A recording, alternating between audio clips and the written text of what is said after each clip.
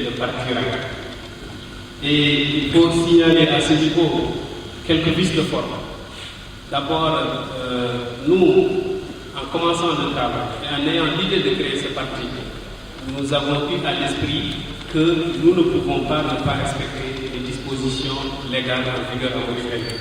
Donc nous avons fait tout pour que rien, ne serait-ce la chose la plus insignifiante que ne manque à notre dossier. Mais comme vous avez eu à le constater, le ministère de l'Intérieur nous a répondu 107 jours après que nous ayons déposé le dossier, plus précisément le 4 août, alors que la loi en vigueur voudrait que dans un délai de 2 mois, c'est-à-dire 60 jours, que les services du ministère disposent d'assez de temps pour étudier le dossier, pour convoquer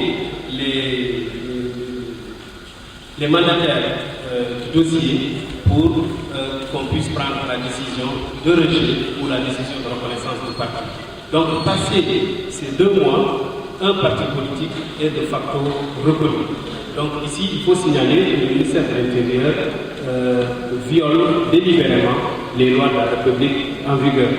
Et d'autres insuffisances se sont glissées dans la lettre du ministère de l'Intérieur. Jusqu'à l'appellation du parti, le Parti radical pour une action globale, ne figurait pas correctement sur la lettre de notification. Donc ceux qui nous ont écrit, il était clair qu'il y aurait tout du moins de notre dossier.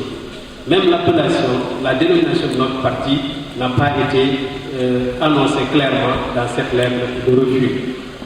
Donc, dans ce cas de figure, nous n'avions le choix que de faire recours à la justice.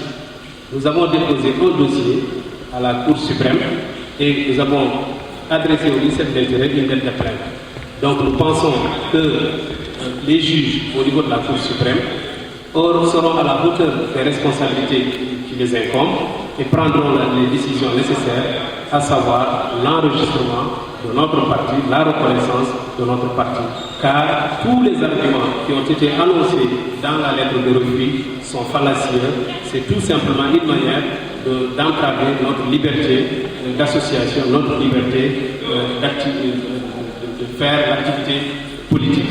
Donc nous restons dans cette foi que notre parti sera reconnu.